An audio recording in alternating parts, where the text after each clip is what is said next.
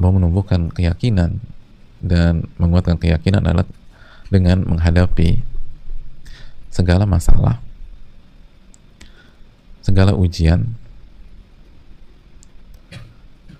dengan iman dan amal soleh. Ini udah ngikat semuanya nih. Menghadapi masalah dengan iman dan amal soleh, bukan dengan sebatas logika, bukan dengan sebatas asumsi. Menghadapi masalah dan ujian itu dengan janji Allah, dengan apa yang Allah firmankan. Makanya jemaah sekalian, salah satu fungsi dan hikmah masalah dan musibah adalah meningkatkan keyakinan seorang hamba. Sekali lagi, salah satu hikmah dan fungsi musibah, fungsi masalah adalah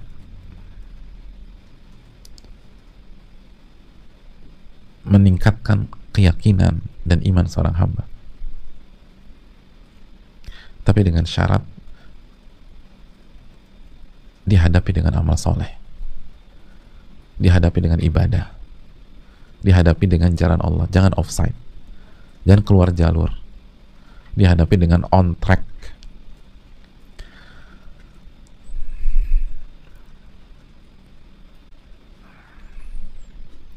Makanya sebagian ulama mengatakan fungsi masalah dan musibah serta ujian adalah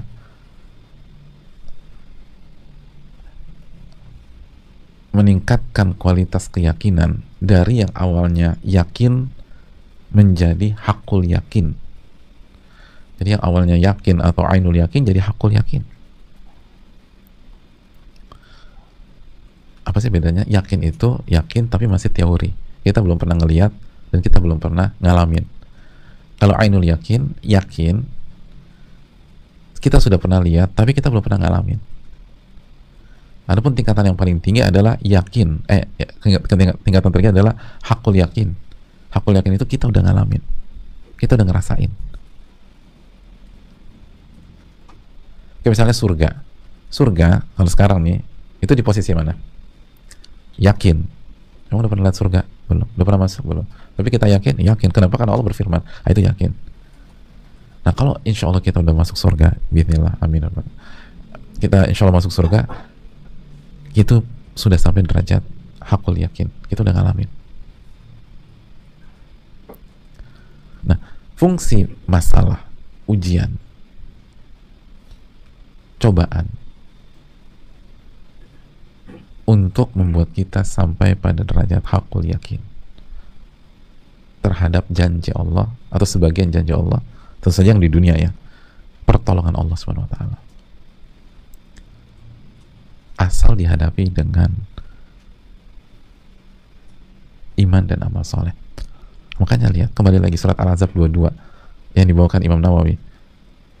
Ketika orang-orang beriman melihat Al-Ahzab di perang Ahzab, melihat pasukan dengan berbagai macam latar belakang di perang Ahzab, apa yang terjadi?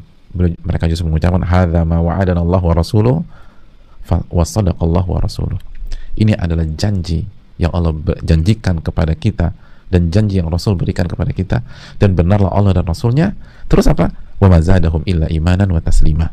Dan masalah ini, kenyataan bahwa mereka itu dikepung, tidaklah menambah kecuali iman dan ketundukan. Iman. Dikepungnya orang-orang beriman, Nabi dan para sahabat di perang Ahzab, hanya menambah keyakinan mereka kepada Allah bahwa orang-orang beriman pasti diuji. Hadza ma wa'adana Allah wa rasuluhu wa sadaqallahu wa rasuluhu. Berarti cara menambah keyakinan emang harus nyebur, jamaah. Dihadapi dengan iman dan amal soleh, itu akan nambah keyakinan. Contoh misal kita ada masalah berat, hadapi dengan iman dan amal soleh. Misalnya contoh apa? Allah berfirman dalam surat Al-Baqarah 45, wasta'inu bisabri wassalah, minta pertolongan kepada Allah dengan sabar dan sholat. Ya udah, begitu ada masalah, banyak sholat, lalu sabar, ngebatu, sabar. Akhir surat Ali Imran, ya ayyuhalladzina amanu sabiru wasabiru warabitu wattaqullah la'allakum tuflihun. Wahai orang-orang beriman, bersabarlah dan kuat-kuatan nafas kesabaran. Warabitu, dan tetap di pos, jangan bergerak, udah. Jalanin udah itu. Tetap berada di atas kebenaran dan bertakwa agar kalian apa? Beruntung. Nah, kalau kita nggak pernah ngadepin masalah dan ujian, ini kan ayat cuma teori aja. Tapi begitu kita ngadepin masalah kehidupan, lalu kita berusaha hadapi dengan ayat ini, isbiru. Pokoknya saya harus sabar. Saya nggak akan mundur, saya nggak akan berpikir macam-macam, saya akan sabar. Bismillah. Minta pertolongan. Wasabiru, dan kuat-kuatan kesabaran. Kuat-kuatan kesabaran. Jangan terpancing, jangan terpancing, jangan terpancing. Warabitu, dan tetap di pos, gitu. Tetap di perbatasan, di batasan-batasan Allah. Lalu tetap bertakwa. Setelah sekian lama kita lakukan pola itu dan ngebatu, makanya kan sabar salah satu maknanya ngebatu, sampai pada satu titik Allah kasih pertolongan dari arah yang nggak pernah kita pikirkan, dan itulah keberuntungan, la'allakum tuflihun, agar kalian beruntung. Dan ketika Allah tolong, itu keyakinan luar biasa jemaah. Benar ternyata, benar, ini bukan hanya teori, ini kenyataan, ini kenyataan. Benar-benar tuh yakinnya terhadap ayat terakhir Ali Imran, yakinnya terhadap At-Talaq ayat 2 dan 3, wa man yattaqillah yaj'al lahu makhraja wa yarzuqhu min haitsu la yahtasib, itu beda daripada sebelumnya.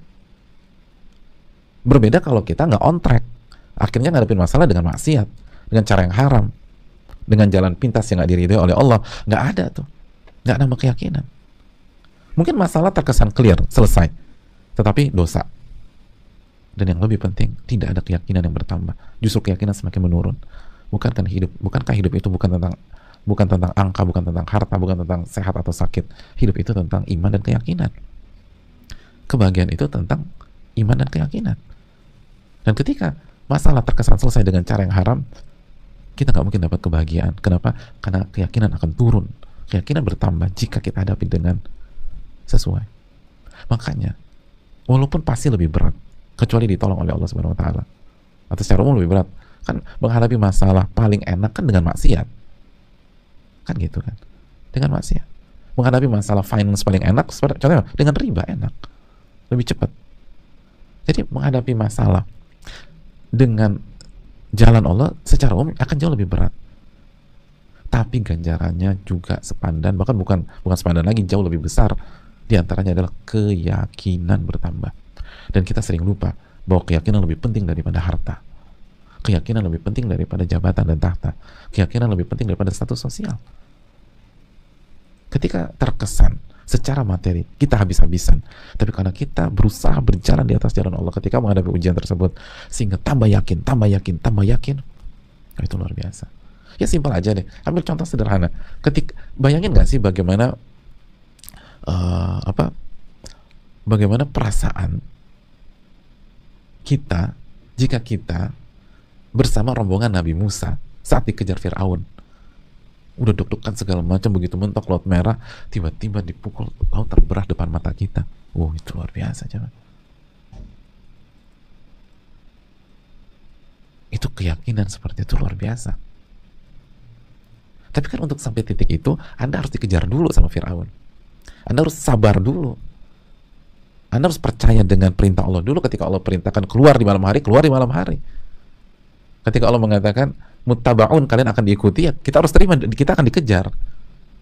Tapi begitu sabar musabar, itu laut dibelah di depan mata kita, lalu kita melewati sampai ke ujung sisi di sana. Itu bayangin gak sih iman, keyakinannya itu seperti apa? Luar biasa. Oleh karena itu jemaah sekalian, jalani dengan iman dan amal soleh. Jangan dengan ego, jangan dengan hawa nafsu.